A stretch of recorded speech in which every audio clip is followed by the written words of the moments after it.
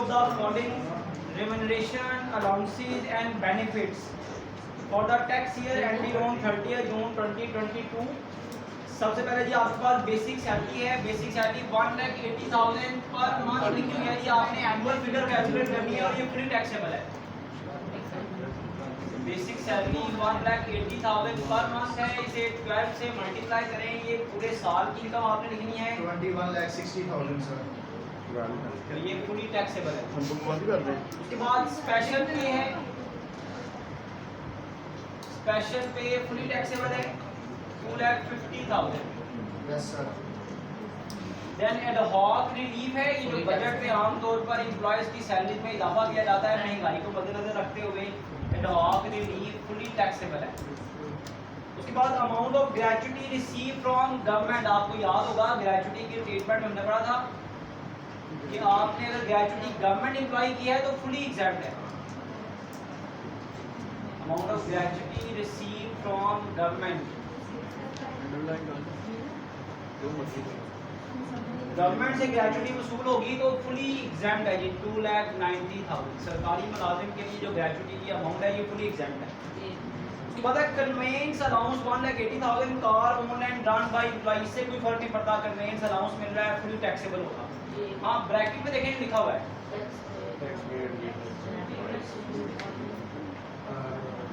Tax paid with motor vehicle tax to police. Car allowance या conveyance tax paid with motor vehicle, ये tax directly at source में आना है। ये problem number 1 में भी हमने किया था कि टैक्स जो मोटर व्हीकल को खरीदते वक्त या उसको मेंटेन करते जहाँ आपने ड्यूरिंग द ईयर दिया है वो टैक्स डिडक्टेड एट सोर्स में लिखा जाएगा। तो कन्वेंस अलाउंस है, कार अलाउंस है, फुली टैक्सेबल। उसके बाद employee contribution to the government provident fund. इससे पहले जो हमने 2 क्वेश्चन किए थे उसमें था रिकॉग्नाइज्ड प्रोविडेंट फंड, इस बार है गवर्नमेंट प्रोविडेंट फंड। और गवर्नमेंट प्रोविडेंट फंड के बारे में आपने पढ़ा हुआ है, इसकी तीनों चीजें बल्कि चारों चीजें फुली एग्जैम्प्ट है।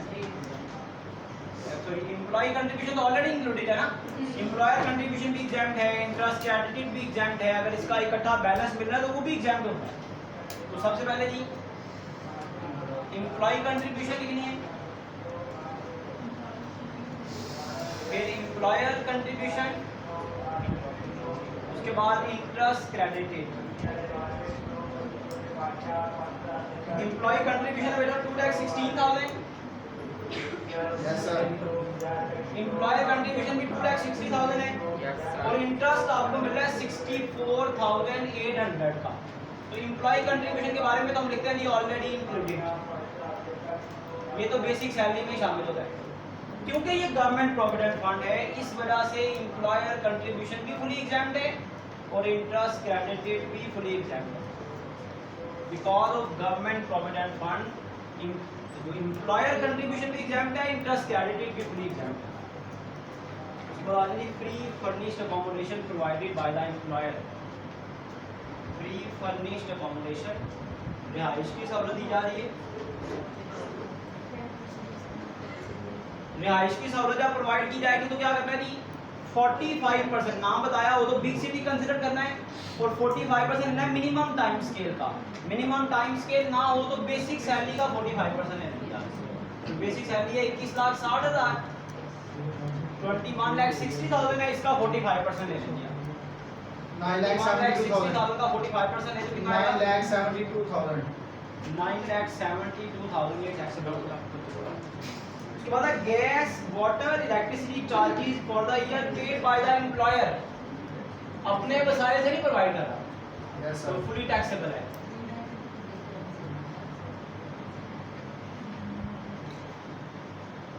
एम्प्लॉयर ये बेनिफिट प्रोवाइड कर रहा है गैस वाटर एंड इलेक्ट्रिसिटी के 1,23,000 के फुली टैक्सेबल। सर दोबारा समझ आ रही है। उसके बाद है जी compensation in lieu of 1 month notice. Compensation in lieu of 1 month notice. 1 month notice का मतलब 1 महीना आपको दिया गया, भाई आपको जॉब से खारिज कर दिया गया है, 1 महीने का नोटिस दिया गया, उसके लिए कंपेंसेट किया गया 2 लाख रुपीस जो फुली टैक्सेबल है, ताकि 2 लाख रुपये आपको मिल जाए और आप इससे अपना गुजारा करें और इस दौरान आप अपनी नई जॉब के लिए जो है सर्चिंग शुरू करें। उसके बाद नेक्स्ट ट्रीटमेंट है जी special allowance for meeting the certain business expense. Special allowance fully taxable है। लेकिन जो आगे लिखा ना एक्चुअल एक्सपेंस 30,000, तो स्पेशल अलाउंस में से जो एक्चुअल एक्सपेंस हुआ है वो माइनस कर दें, जो रिमेनिंग बचेगा वो टैक्सेबल है। अदरवाइज पहले पिछले साल तक स्पेशल अलाउंस फुली एग्जैम्प्ट हुआ करता था।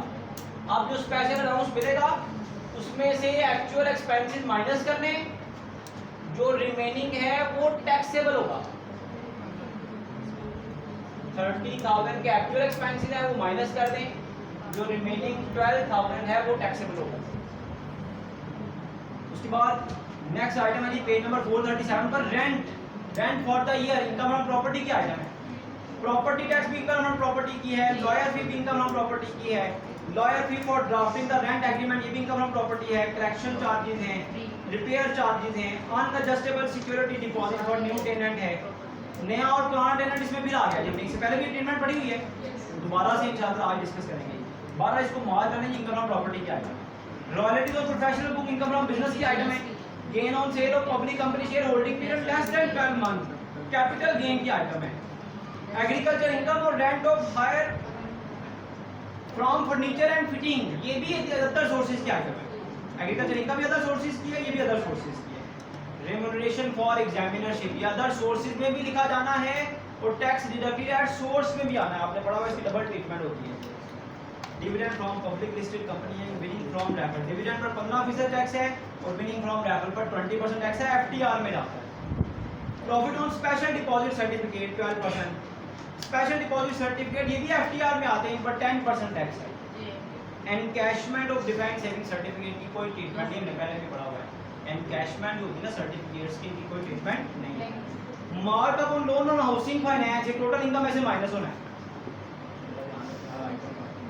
Disposal of movable property held for personal use, घर का फर्नीचर, घर के जेवरात, घर की क्रॉकरी, पर्सनल मूवेबल आइटम बेची है, वहां से गेन हुआ, जैसे पर्सनल कार का बेच देना, इसकी कोई ट्रीटमेंट नहीं है, ये फुली एग्जाम्पल है। कैश लोन लिया है सिस्टर से, लोन पे वैसे तो टैक्स नहीं होता, लेकिन कैश में लेना तो ये इनकम समझी जाती है, इस पर टैक्स लगेगा, ये fully taxable income from other source. उसके बाद लिखा हुआ है टू पेंशन रिसीव्ड, क्या लिखा हुआ है? अच्छा मेरी बात सुनिए ध्यान से, पेंशन टैक्स जितनी भी मिले, अगर पेंशन 60 साल की उम्र के शख्स को या उससे ज़्यादा उम्र के शख्स के मिल रहा है तो जितनी भी पेंशन मिल रही है सारी एग्जाम्प्ट है। अब यहाँ पे बताया नहीं उसकी उम्र कितनी है, इसका मतलब उसे 2 पेंशन मिल रही है, जो ज़्यादा वाली पेंशन है वो एग्जाम्प्ट है, जो कम वाली पेंशन है वो टैक्सेबल है। तो ज़्यादा वाली पेंशन कौन सी है? 40,000 वो एग्जाम्प्ट है, 30,000 टैक्सेबल है। एक 40,000 मिल रही थी और एक 30,000 मिल रही, तो बड़ी रकम एग्जाम्प्ट होगी पेंशन की सूरत में और छोटी वाली पेंशन जो है वो टैक्सेबल होगी। Profit on loan paid to the schedule bank for renovation of house, आपने कर्ज लिया था घर की ताज़ीन व आराइश के लिए, उस पर क्या दे रहे हैं आप? प्रॉफिट दे रहे हैं। भाई लोन पर जो सूद दिया जाता है अपनी घर की तामीर के लिए हो ना, घर बनाने के लिए या प्लॉट खरीदने के लिए जिस पे घर बनाना है, फिर ये टोटल इनकम में से माइनस होना है, अदरवाइज इसकी कोई ट्रीटमेंट नहीं। ये कर्जा जैसे आपने वैसे कर्जा ले लिया बिजनेस बैंक से, उस पर सूद दे रहे हैं, इसके बदले में कोई टैक्स में राहत नहीं मिलती, सिर्फ उस सूरत में राहत मिलती है जब आपने कर्जा लिया हो घर बनाने के लिए। जब घर बनाने के लिए आपका प्लॉट नहीं है, पैसे हैं घर बनाने के, प्लॉट नहीं है, तो प्लॉट खरीदने के लिए कर्जा लिया, तो profit on debt markup on housing finance उसको कहते हैं, वो टोटल इनकम में से माइनस होगा। उसके बाद देखिए शाबाश, donation to the government hospital, इस पे एवरेज रिलीफ मिलेगी। चैरिटी की कोई ट्रीटमेंट नहीं है, चैरिटी पर कोई रिलीफ नहीं मिलेगी। करना क्या है? You are requested to compute taxable income and average relief. End तक क्वेश्चन पढ़ना है, एंड तक। नेक्स्ट पेज पे देखिए क्या लिखा हुआ है, taxable income of Miss Amna Falak, deduction of tax at source has already been made, tax already source से उसके कट चुका हुआ है during the year amounting to rupees 5 lakh, 5 lakh रुपए का टैक्स उसकी सैलरी में से ऑलरेडी डिडक्ट हो चुका हुआ है, ये टैक्स डिडक्टेड एट सोर्स में लिखा जाएगा। तो इसका मतलब हमने सारा क्वेश्चन पढ़ लिया, यहाँ तक आपके पास टोटल सैलरी इनकम बनती है, यहाँ तक टोटल करें शाबाश और बताएं टोटल सैलरी इनकम कितनी, टोटल सैलरी इनकम कितनी?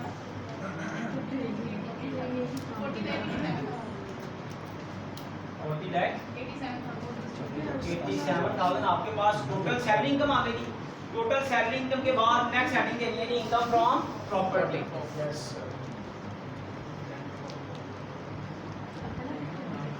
इनकम फ्रॉम प्रॉपर्टी सेक्शन 15, इसको बड़े ध्यान से देखना जी। एक ट्रीटमेंट मैंने आपको इसकी वैसे बताई थी यहाँ पर, जो क्वेश्चन प्रॉब्लम मैंने वाइट बोर्ड पे नहीं थी करवाई, उसमें प्रॉपर्टी की ट्रीटमेंट समझाई थी, इसमें वो दोबारा से आ गई है, ध्यान से देखना चाहता है। Rent for the year 2,25,000 rental income. देखिए नोट तो आप कर नहीं रहे तो व्हाइट बोर्ड पे ध्यान से देख सकते हैं कि नहीं आती। रेंटल इनकम, प्रॉपर्टी का रेंट जब मिलेगा तो एक बात तो याद रखनी है कि इसमें से 1/5 रिपेयर अलाउंस लाजमी माइनस होना है। पहले प्रॉपर्टी इनकम की सारी ऐड कर रहे हैं आप।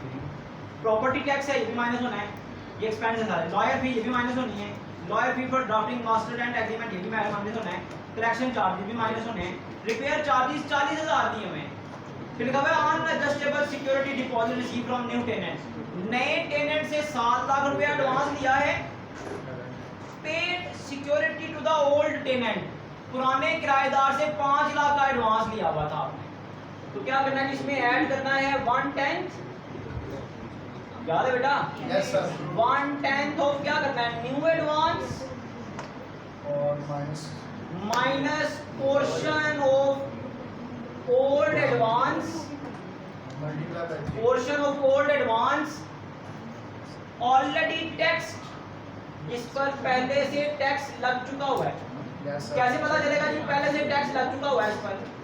Portion of old advance already tax, जिस पर पहले से टैक्स लग चुका हुआ है। कैसे पता चलेगा? देखिए पुराना एडवांस 3 साल आपके पास रहा है। जी सर। पुराना एडवांस 3 3 साल आपके पास रहा है। न्यू एडवांस, न्यू एडवांस कितना है जी 7 लाख। Yes sir. पुराना एडवांस जिस पर टैक्स लग चुका है 3 साल, कितना लगा होगा टैक्स? जाहिर सी बात है एडवांस का 1/10 ही लिया होगा ना आपने। Yes sir. तो जो ऑलरेडी पुराना एडवांस है उसका 1/10, 5 लाख का 1/10 3 साल तक टैक्सेबल रहा है। पुराना एडवांस 5 लाख है, उसका 1/10 लें तो 50,000 आता है, वो 3 साल तक टैक्स करता रहा है। 3 साल तक आप कैलकुलेट करेंगे तो 1,50,000 आ जाएगा। हर साल 50,000 टैक्स करता होगा 50,000 पर, तो 1,50,000 वो पोर्शन है ओल्ड एडवांस का जिस पर टैक्स लग चुका हुआ है। 50,000 एक साल, 50,000 दूसरे साल, 50,000 तीसरे एडवांस का 1/10 दिया जाता है ना। तो पुराना एडवांस 5 लाख है, उसका 1/10 है तो कितना आएगा 50,000। 50,000 एक साल, 50,000 दूसरे साल, 50,000 तीसरे साल, तो कुल मिलाकर 1,50,000 का वो पोर्शन है जिस पे टैक्स लग चुका हुआ है। अब क्योंकि नया एडवांस आपने ले लिया है, अब नए एडवांस का 1/10 लेंगे तो वो तो 70,000, फिर 10 साल फिर 70,000 भी चलता रहेगा, तो कभी ना खत्म होने वाला प्रोसीजर शुरू हो जाएगा। तो फिर क्या क्या करना है आपने, जब भी नया एडवांस लेना है आमतौर पर नया एडवांस पुराने एडवांस से ज़्यादा होता है। Yes sir. अगर इक्वल हो फिर तो कोई फर्क नहीं पड़ेगा, तो 50,000 नहीं दिया। अदरवाइज नए एडवांस में से पुराने एडवांस का वो वाला हिस्सा माइनस कर देना जिस पे ऑलरेडी टैक्स लग चुका हुआ है। तो 3 साल 1/10 हिस्से पे टैक्स लगा तो कितना आएगा 5,50,000। 5,50,000 का 1/10 लेंगे तो 55,000 रुपया ये 1/10 के हिसाब से ऐड होना है। 55,000 रुपया 1/10 के हिसाब से ऐड होना है। अच्छा ये देखिए रेंटल इनकम भी आ गई, एडवांस का पोर्शन भी आ गया 1/10। और देखिए इसके अलावा प्रॉपर्टी इनकम कौन सी है, और कोई प्रॉपर्टी इनकम है इसके अलावा नहीं है। तो क्या देगा rent chargeable to tax, gross rent जिसको कहते हैं, ग्रॉस रेंट कितना आएगा जी दोनों को ऐड करें यहाँ पे 2,80,000। अब सबसे पहले क्या करना है आपने इसमें से ग्रॉस रेंट में से सबसे पहले आपने क्या करना है 1/5 रिपेयर चार्जेस माइनस करना है। अच्छा जी 1/5 रिपेयर चार्जेस, इसका 1/5 में कितना आता है 1/5 आता है जी रिपेयर चार्जेस का 56,000, जबकि आपका एक्चुअल एक्सपेंस कितने हैं 40,000। हमने 1/5 हर हाल में माइनस किया करना है, 1/5 हर हाल में माइनस किया करना है। तो 1/5 तो रिपेयर चार्जेस पूरा 80,000 का 1/5 देंगे 56,000 माइनस करना है। और कितने कौन कौन से एक्सपेंस है वो शुरू से देखें शाबाश। प्रॉपर्टी टैक्स है वो भी माइनस होगा, प्रॉपर्टी टैक्स है 5,000 वो भी माइनस होगा। उसके अलावा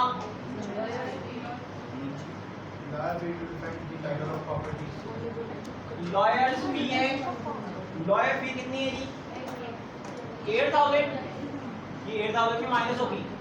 उसके बाद फिर लॉयर फी है for drafting the rent agreement 6,000। और रेंट एग्रीमेंट इसकी अमाउंट कितनी है जी 6000। उसके बाद कलेक्शन चार्जेस, कलेक्शन चार्जेस कितने दिए हुए हैं 10,000 सर। 10,000। ये मैक्सिमम 4% अलाउड है। तो 2,80,000 का 4% है कितना आता है 2,80,000 का 4% 11,200।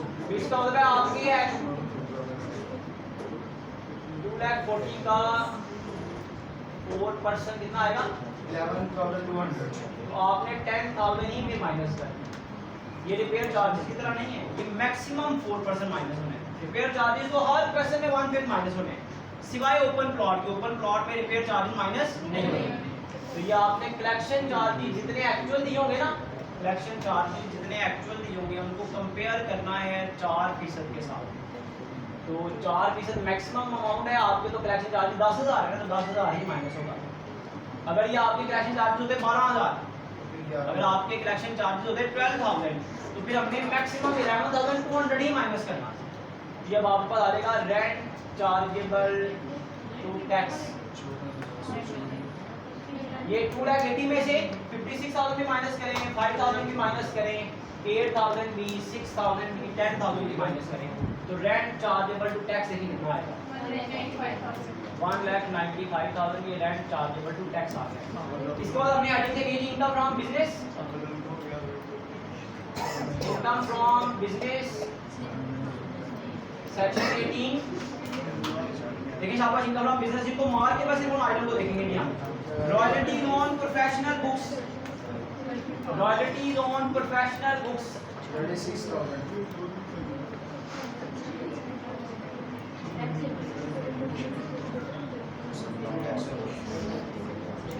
Royalty on professional book 36,000 fully taxable है। उसके बाद देखिए और कोई कैपिटल गेन की इनकम फ्रॉम बिजनेस के आइटम है। इनकम फ्रॉम बिजनेस के बाद नेक्स्ट आइटम है capital gains section 37। Capital gain में देखिए कौन कौन सी आइटम आएगी। Gain on sale of public company share,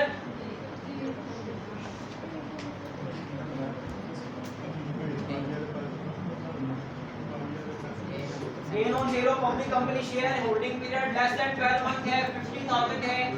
याद रखें टैक्स सेपरेटली, इस पर सेपरेटली टैक्स लगेगा under separate block of income. अगर आपको याद हो होल्डिंग पीरियड 12 मंथ से कम हो पब्लिक कंपनी के शेयर्स पर, तो इसकी 100% अमाउंट पर टैक्स लगता है और टैक्स रेट कितना है 3.5%।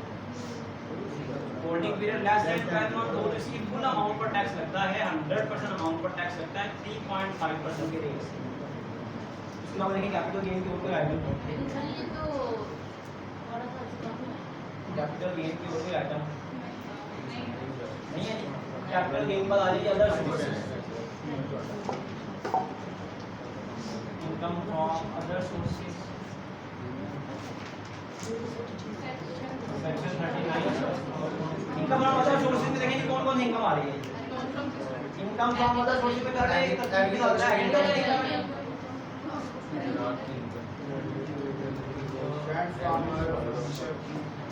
एग्रीकल्चर इनकम 90,000 है, फुली एग्जाम्ड है।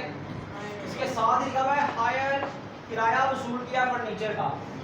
हायर ऑफ फर्नीचर मतलब आपने फर्नीचर किराए पर दिया है, उसका किराया वसूल किया है, फुली टैक्सेबल है। 1,40,000 जो फर्नीचर का किराया आपने वसूल किया है।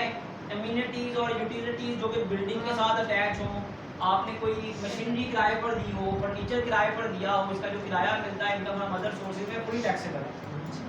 रेम्युनरेशन फॉर एग्जामिनरशिप, याद रखिएगा इसकी डबल ट्रीटमेंट होनी है।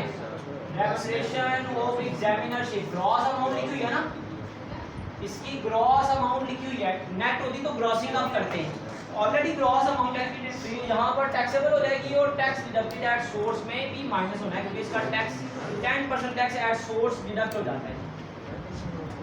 उसके बाद डिविडेंड है, ये एफटीआर के आइटम है। विनिंग फ्रॉम रेफर भी एफटीआर है, प्रॉफिट ऑन डिपॉजिट सर्टिफिकेट भी वही है। Cash loan from sister fully taxable है। कैश लोन, कैश में लोन लिया है जिस मर्जी मकसद के लिए लिया है, इसका एविडेंस नहीं होता तो टैक्स डिपार्टमेंट इसको इनकम ही समझता है आपकी, और ये 1,48,000 टैक्सेबल हो जाएगा। इसका प्रॉफिट और लोन की कोई ट्रीटमेंट नहीं है, डायरेक्टली का गवर्नमेंट हॉस्पिटल, इस पर हमने एवरेज लीव देनी है जी। जहाँ तक आपके पास सारे सोर्स ऑफ इनकम कंप्लीट हो गए, जहाँ तक टोटल करेंगे तो आपके पास टोटल इनकम आ जाएगी।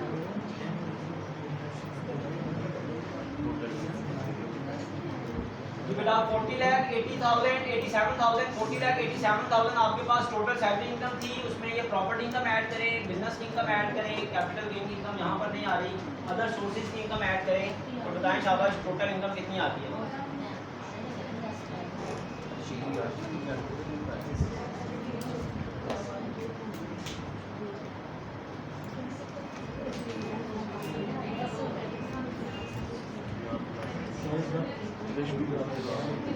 छियालीस लाख 30,000 46 लाख 31,000 46 लाख 36,000 आपके पास टोटल इनकम आ गई। टोटल इनकम में से 5 चीजें माइनस होनी है, ज़कात 4 चीजें, ज़कात, वर्कर वेलफेयर फंड, कमीशन यहाँ पर नहीं आनी है। Profit on tax markup and housing finance इस पैसे में है। Yes, sir. Profit on tax markup and housing finance यहाँ पर है लेस प्रॉफिट ऑन डेट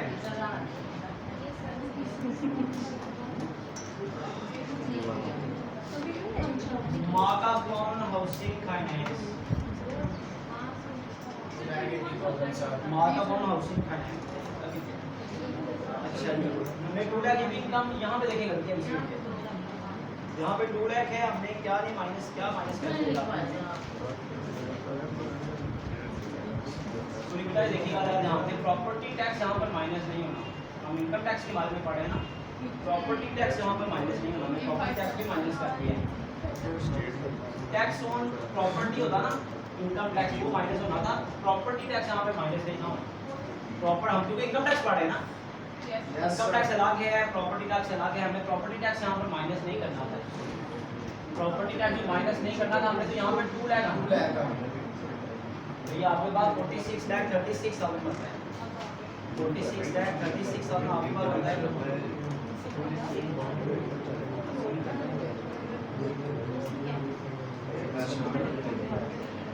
वैसे profit on tax markup on housing finance minus होना है, profit on tax markup on housing finance की अमाउंट कितनी है? ये माइनस कर दें, इसके अलावा और कुछ भी नहीं है। याद है कि actual taxable income 43 lakh 56,000 actual taxable income आ गई थी 43 लाख 56,000। आप क्योंकि इस पैसे को हमने पढ़ा है, इसमें कोई शेयर फ्रॉम एओपी भी नहीं है, तो ये एक्चुअल इनकम ही आपकी फाइनल इनकम होगी। इसलिए मैंने डबल लाइन लगा ली है। अब हम यहाँ पर कंप्यूटेशन का पोर्शन शुरू करेंगे। Computation of actual tax payable. Actual tax payable calculate करने के लिए आपने 43,56,000 की इनकम को टैक्स रेट के टेबल में देखना है कि कौन सी स्लैब में आ रहा है। 43,56,000 को देखना है टैक्स रेट में कौन सी स्लैब में आ रहा है। 6 लाख की रेंज है बेटा, 35 लाख से 50 लाख तक, 35 लाख से 50 लाख तक की रेंज है नहीं, तो 35 लाख तक फिक्स टैक्स है, और 35 लाख से जितनी इनकम ज्यादा है 35 लाख से जितनी इनकम 35 लाख तक फिक्स टैक्स है 3,70,000। 35 लाख से 8,56,000 अमाउंट ज्यादा है। इस अबाव अमाउंट पर 20% टैक्स है। इस अबाव अमाउंट पर 20% टैक्स कैलकुलेट करें, उसे ऐड करें तो आपके पास एक्चुअल टैक्स पेएबल आ जाएगा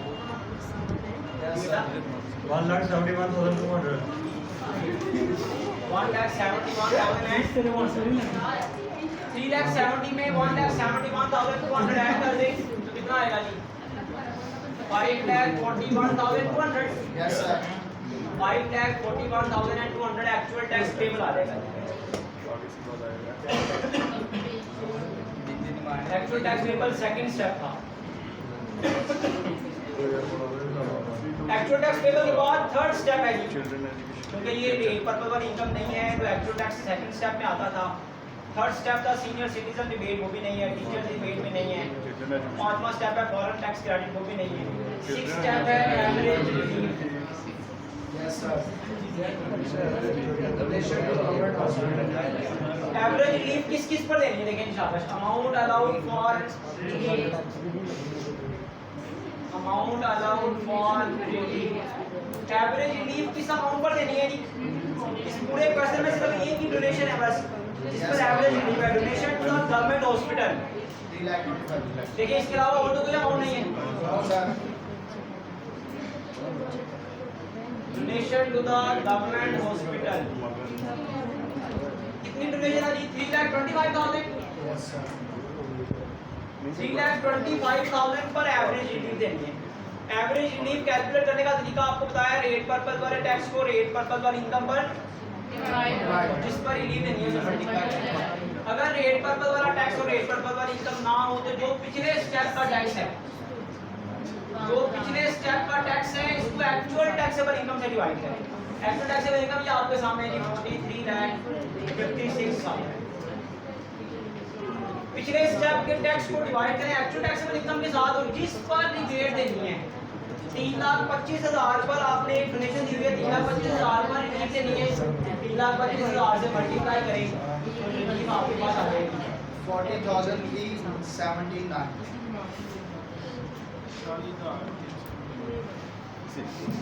सिंगल फिगर बोल रहे यार 40,379 आपके पास एवरेज रिलीफ की अमाउंट आ जाएगी जी। तो एक्चुअल टैक्स पेबल में से एवरेज रिलीफ की अमाउंट माइनस करें तो आपके पास ग्रॉस टैक्स पेबल आ जाएगा 5,821.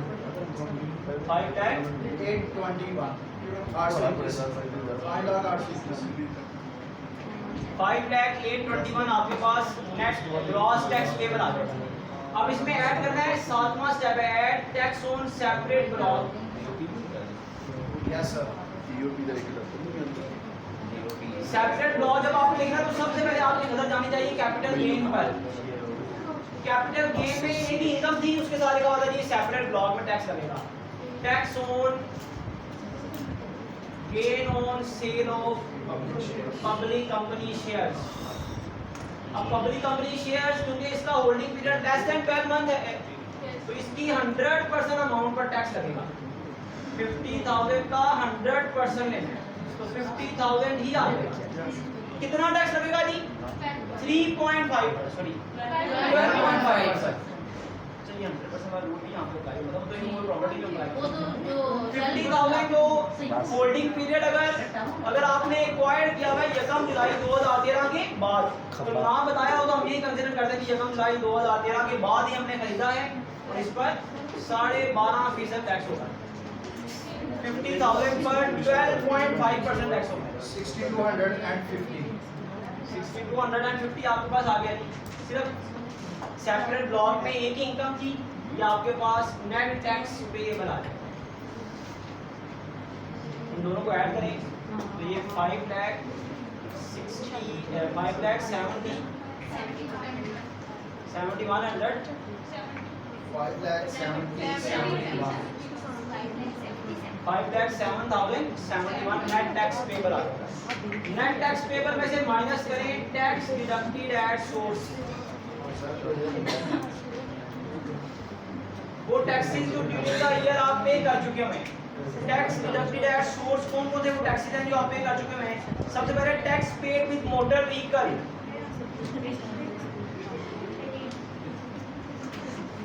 1,800. 1,800 का ये टैक्स आप पे कर चुके हैं। Yes, sir. तो मैंने आपको बताया था दो इफेक्ट होने एग्जामिनरशिप के।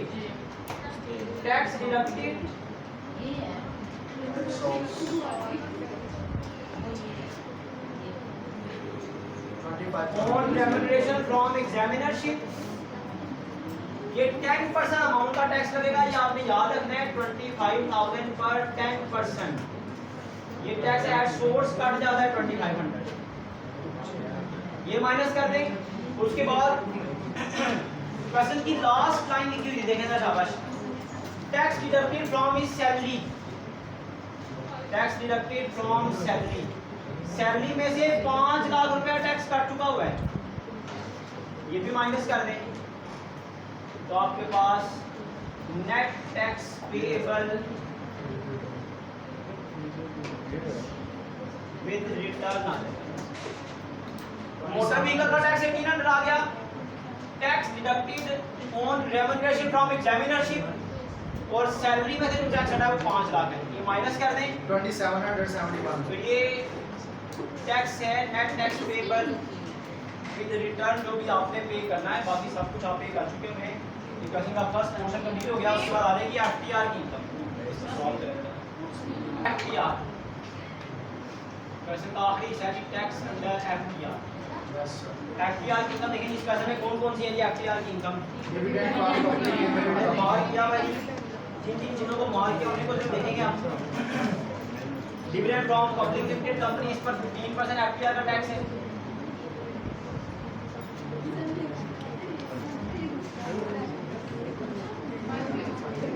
Dividend from public limited company 20,000 yes sir इस पर 15% टैक्स है। 3,000 आ जाएगा एफटीआर का टैक्स है। उसके बाद आगे सब विनिंग फ्रॉम रेफर इस पर 20% टैक्स है।